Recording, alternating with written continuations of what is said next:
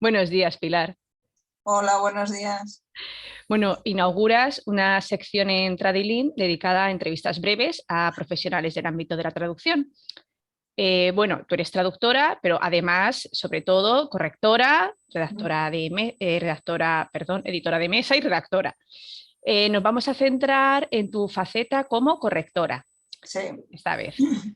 Y voy a preguntarte, antes de nada, si haces corrección ortotipográfica o también de estilo y cuál te satisface más. Em, yo las hago todas, hago estilo, hago ortotipo y hago corrección de pruebas también. Ujú. Que es la última fase, que es la corrección de maqueta, cuando ya está todo a punto de publicarse, con la comprobación de maqueta. A mí la que más me gusta, y creo que es la que mejor se me da además, es la de estilo. Ujú. Es la más Porque difícil también, bueno, ¿no? no lo sé, depende. Mira, la de estilo sí que requiere más conocimientos de lengua, pero a mí me gusta mucho porque me gusta mucho la sintaxis y me gusta mucho la evolución del vocabulario, y entonces eso, al hacer estilo, es lo que pones en marcha. Entonces esa Ujú. como gustarme, es la que más me gusta, la que más me divierte. Sí que es verdad que cuando llevas un tiempo trabajando estilo es agotadora. Y entonces de vez en cuando me gusta hacer ortotipos, porque la dificultad del ortotipo es la atención al detalle. El Claro, ortotipo, a lo mejor pones en marcha menos conocimientos si se ha hecho una buena de estilo previa, si no, ortotipo, claro, porque la de los estilo, sinsabores que da la ortotipo es que a veces solo se hace el ortotipo, no se ha hecho estilo, entonces te encuentras con un montón de cosas que se tendrían que haber solucionado antes y no se han solucionado. Y porque entonces, la corrección de estilo debe hacerse en primer lugar, sí, sí, claro. entendemos, claro. Entonces, muchas veces se salta ese paso y cuando Ujú. llegas al ortotipo te encuentras con que hay un montón de cosas que deberían estar solucionadas y no lo están, es decir, todo lo de sintaxis, vocabulario, puntuación, etc. Y te lo encuentras ahí, pero lo que te han encargado no es que hagas eso. Ya. Entonces, es muy antipático Mm. saltar por encima de errores que tú ves, pero que no te toca corregir en esa fase. Claro. Y como te decía, a mí me gusta hacerlos cuando llevo tiempo trabajando estilo, porque el ortotipo es la atención al detalle, Ujú. pero no a conocimientos profundos de lengua. Entonces Ujú. es más relajada, por Ujú. eso se Ujú. paga menos, claro, No, porque es claro, mucho también más son relajada, correcciones muy obviamente, diferentes porque con hay que tarifas saber menos, hay que distintas. saber menos de algunas cosas, de otras hay que Claro. saber más. Ujú. Pero hacerlas yo las hago todas, sí. Muy bien. Y por cierto, ¿qué tipo de obras sueles corregir? Mira, hay gente, ¿Narrativa? yo hago de todo. Hay gente que opta, hay correctores que optan por la especialización, Ujú. y yo he optado por lo contrario, por tener un espectro muy amplio. Hago narrativa, Ujú. aunque es lo que menos hago. Ujú. Hago ensayo, es decir, hago editorial, pero ensayo. Hago libro de texto, tanto Ujú. de primaria como eso, como universitario. Ahora estoy haciendo bastante libro universitario. Ujú. Y además de disciplinas que se suponen más duras. Estoy haciendo matemáticas, astronomía universitaria. Madre mía, Aquí son, sí. Y a mí me divierte mucho bueno, hacer aprenderás ciencia, muchísimo porque me también. interesa mucho la ciencia, entonces me gustan las ciencias y, no, y conozco el vocabulario, y conozco en fin, la ortotipografía de las matemáticas, etcétera, que eso sí que requiere un nivel de especialización o de conocimientos distinto. Pero es que hago narrativa, hago ensayo dentro de literaria, luego hago manual universitario, libro de texto de primaria y de secundaria, y hago otro tipo de correcciones de textos para web Ujú. o de Ujú. otro tipo. O sea, yo hago todo tipo de textos. O sea, Ujú. para Ujú. mí el foco de trabajo es un texto, Un sea el que texto. sea. Sí. ¿Y hay algunos errores con los que te sueles encontrar independientemente del tipo de texto? Es decir, ¿hay alguna tipología de errores que se repite, aunque Mira, sean en ámbitos los distintos? errores más abundantes son los de puntuación. Sí, Y la lo coma, son, maldita, ¿no? sí, pero lo son por un motivo básico, y es que la gente en general y muchos profesionales de la lengua creen que la puntuación es poner pausas para respirar. Y no, Entonces, claro, cada uno ya. pone las comas donde quiere, porque como son para respirar, pues cada uno respira en un sitio. y no conocen los principios que rigen la puntuación, en español por lo menos, y en catalán también. Y muy ligada a la sintaxis también. Claro. Y las normas que se siguen. O sea, la puntuación sigue a la sintaxis. Si no dominas la sintaxis, no vas a poder puntuar. Si no tienes conciencia de sintaxis, no puntuar. Entonces, los errores más comunes son de puntuación. Las comas mal puestas, incluso eso, por profesionales de la lengua. Y eso es lo más frecuente. Y luego, sobre todo, calcos. Calcos. Es lo que te iba a preguntar, porque ahora iba a tirar también hacia mi terreno, ¿no? Que es la traducción, y las correcciones de traducciones, pues eso, te encontrarás muchos calcos, imagino. Como decías, también errores de puntuación. ¿Qué más te encuentras? A ver, que tomemos nota de los calcos, además, yo he visto una evolución tremenda, yo llevo mucho tiempo en esto. Y la masificación, el uso masivo de redes sociales, internet, etcétera, es decir, el flujo de comunicación mediante palabra intensificado y con fácil acceso hace que los defectos, vamos a llamarlo así, los vicios de comunicación corran como la pólvora. Entonces, lo que un día un periodista pone mal en un titular, hace gracia y eso corre, ¿no? Esa manera de decir algo corre, y corre muy rápido. Y el profesional de la lengua, no digamos ya el hablante común, si no tiene un dominio brutal de su lengua, de la lengua a la que traduce o en la que corrige, el cálculo incorpora también. Entonces eso es una fuente de error o de texto poco elegante que es muy difícil frenar. En algunas cosas, pues sencillamente sí, la lengua evoluciona y los calcos habrá que irlos incorporando, pero en otros la sintaxis hay que cuidarla un poquito más. Entonces esa es otra fuente de errores que yo me encuentro, son calcos tanto léxicos como sintácticos. ¿Y qué dificultades te sueles encontrar en tus encargos de corrección de traducciones o corrección de...? La dificultad es siempre el tiempo, que suele ser es que claro, es un trabajo muy minucioso y luego una cosa que nos afecta a todos los autónomos del ramo que seamos, que es que de repente te llegan 4 encargos, pero no puedes hacer 4 cosas a la vez. Entonces tienes que seleccionar y luego tienes grandes periodos sin traducir, que es muy difícil. El último trimestre para mí es siempre de loco, o sea, de no tener tiempo de respirar, y luego hay meses, que sé cuáles son, que me llega muy poco trabajo. Entonces esa es el tiempo es una dificultad, la falta de planificación, que no se hayan podido prever tampoco en otras fases de los proyectos y caiga todo en el mismo sitio, la falta de tiempo y las tarifas imposibles. O sea, muchos trabajos que yo, hay muchos sectores en los que no trabajo porque las tarifas no son aceptables. Y luego, no, es que actualmente, por ejemplo, las fuentes de documentación están tan a mano que claro, porque eso sería una dificultad, claro, de antaño, ¿no? Eso era una dificultad, encontrar pues eso, un léxico apropiado para no sé qué, o términos médicos que se te cuelan en el lenguaje normal. Pues ahora tienes un cosnautas ahí que es que te soluciona casi todo, ¿no? Entonces eso, las fuentes de documentación, creo que en eso hemos mejorado muchísimo porque están mucho más a la mano. Muy bien, voy a preguntarte por tu blog, A tu tía para textos, del que soy fan. Muchas gracias. Digo, ¿desde cuándo lo mantienes, Pilar? ¿Y cómo surgió la idea de crearlo? Mira, yo lo inicié en el 94, en 1994, si no me equivoco. No, no puede ser. No, en el 2004. El 2004 tiene más sentido. 2004, en el 94. Porque el 4 no teníamos todavía internet en España. No, sí. He dicho 94 porque es otra fecha en la que empecé otra cosa, pero no era eso. No, yo creo que fue en el 2004, te lo voy a decir porque lo tengo aquí además. Que no está nada mal, es decir, no está nada mal. Casi 20 años ya. No, pero pues no puede ser, tanto tiempo llevo yo con esto. Yo sí me lo creo, porque la variedad de entradas que tienes... Sí, pero no me acuerdo, lo voy a ir buscando mientras, pero yo creo que fue en el 2014, no, tiene que ser 2014, perdón, es que sé que acaba en 4, pero tuvo que ser 2014, estamos en el 21. Es un blog tan prolífico que yo me creería que lo tuvieras desde entonces. No, tiene que ser en el 2014. Mira, ahora te lo diré, aquí tengo el anaquel. Octubre de 2014, esa es la fecha. Vale, que no está nada mal.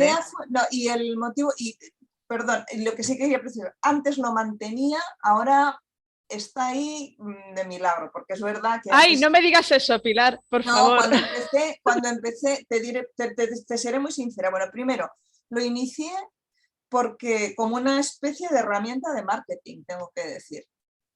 Porque me pasaba que cuando tú le mandas un currículum a quien sea, mandar un currículum es gratis. Quiero decir que tú puedes poner en un currículum lo que quieras. He corregido para las editoriales esto y lo otro y lo de más allá. Y en realidad a lo mejor les has hecho un trabajito pequeño y no te han vuelto a llamar porque lo has hecho muy mal. Pero tú has corregido para esa editorial y lo pones en el currículum.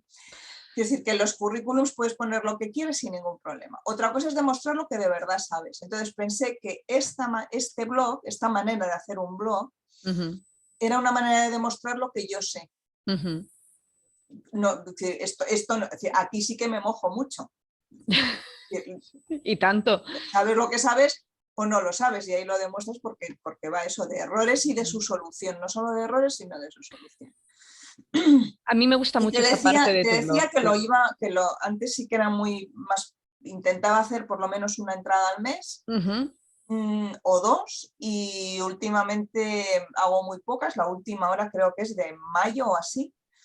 Y primero por falta de tiempo, porque una entrada de estas te puedo asegurar que me cuesta años de acumular conocimientos, y luego prepararla y hacerla me cuesta por lo menos un par de semanas. No a tiempo completo, obviamente, pero sí un par de semanas. Te creo, porque son entradas completísimas. Bueno, los ejemplos son muy originales, muy auténticos. Y tengo que decirte que en parte he dejado por falta de tiempo, porque me absorbía mucho tiempo, y también porque por cierta sensación, bueno, el mercado de la corrección está siendo el que es. Me voy a quejar lo justo porque no creo que lo pueda cambiar a estas alturas. Yo no puedo cambiarlo. Hago lo que tengo que hacer, que es rechazar los encargos que no te resulten convenientes. Sí. Tengo la sensación, no, soy consciente, me consta que hay gente que aprende con mi blog y luego me levanta los curros. Ah, vaya por Dios.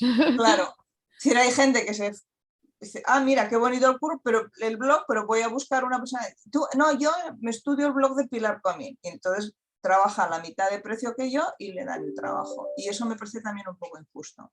Sí. Me parece injusto, me desanima bastante. Te desanima. Francamente, sí. Quiere decir que el prestigio no da de comer, y yo hago esto como trabajo. Entonces, del prestigio no como, y además me importa poco, tengo que decir. Y si el blog lo inicié como una especie de marketing personal y de demostración de lo que sé hacer, pero no me genera trabajo, no tiene mucho sentido para mí tener el blog. Te entiendo a mi pesar, porque claro, los profesionales de la lengua, pues, también los estudiantes de traducción de lengua, bueno, pues acudimos a tu blog, que es como agua de mayo. Es verdad que también, por otra parte, cuando empecé el blog no hacía cosas que ahora hago, que es ser profesora de corrección en el posgrado de corrección de la Universidad Rovira Virgili. No, es verdad que el blog me ha dado pie, y ahí también vuelco parte de esta faceta didáctica, hacer talleres de corrección que me piden pues, en asociaciones de traducción o en instituciones y tal. He sido alumna tuya en un par de ellos y claro, doy fe de lo útiles que son. Y ahora, por ejemplo, estoy dando el taller de corrección en el máster y en el posgrado de traducción literaria de la Pompeu, ¿verdad? Pompeu Fabra. Entonces es verdad que por ahí canalizo la parte esta didáctica, ¿no? Que, bueno, si está todo en el blog, a lo mejor no me contratan para dar los talleres y las... Nunca es lo mismo, ¿eh? Nunca es lo mismo leer una entrada, por completa que sea, que una explicación a viva Sí, voz y poder plantear las dudas que te surjan, no, claro, debatir temas a ver, lingüísticos, que siempre es un gustazo. O sea, a mí poder... didácticamente me parece que los talleres y las asignaturas y esto son mucho mejores para aprender cosas, ¿no? Porque además en lo que tú dices es de viva voz y Ujú, además a lo mejor cuentas lo de la coma, pero al hilo de lo de la coma estás hablando de sintaxis, que si planteas, ahora acabo de la asignatura de corrección en el máster de traducción de ujú, la Pompeu y te das cuenta que transmites una serie de cosas, que es ese concepto de lengua, tal, ujú, cosas que obviamente en un blog no voy a hacer porque yo no soy una teórica ni de la traducción ni de la ujú, corrección más o menos, pero no de la traducción ni de la ujú, lengua, pero que en clase da pie a que se generen ese tipo de conversaciones y de ujú, transmitir ujú. algo que yo no pretendo transmitir en el blog. En el blog transmito errores y Sí. soluciones, pero no mi planteamiento de la corrección o cómo contemplo yo la lengua, etcétera. Ujú. Pero Y vaya, si alguna entrada iré haciendo, pero no creo que vaya habiendo mucho más material. bueno, con que lo vayas alimentando un poquito, no le dejes morir de inanición, Vale, ya nos contentamos. Pilar, te quiero hacer una última pregunta. dime. Es, ¿qué consejos les darías a nuestros estudiantes de grado y de máster para redactar mejor? Yo soy Vale. profesora de asignaturas de lengua española. Bueno, los estudiantes tienen que elaborar una serie de redacciones a lo largo del semestre y me gustaría que les dieras algunos consejitos. Pues mira, tres que me he dado cuenta, eso, en el tiempo que llevo dando clase a Ujú, traductores, que creo que es donde el fallo, el escollo principal que tienen cuando se ponen a traducir o a trabajar con la lengua. Y que tiene mucha gente que se pone a trabajar con la lengua. Y tienen que entender que la materia prima con la que trabajan, cuando se traduce, cuando se corrige, cuando se escribe, la materia prima con la que trabajamos no es lo que usamos para comunicarnos en la vida cotidiana.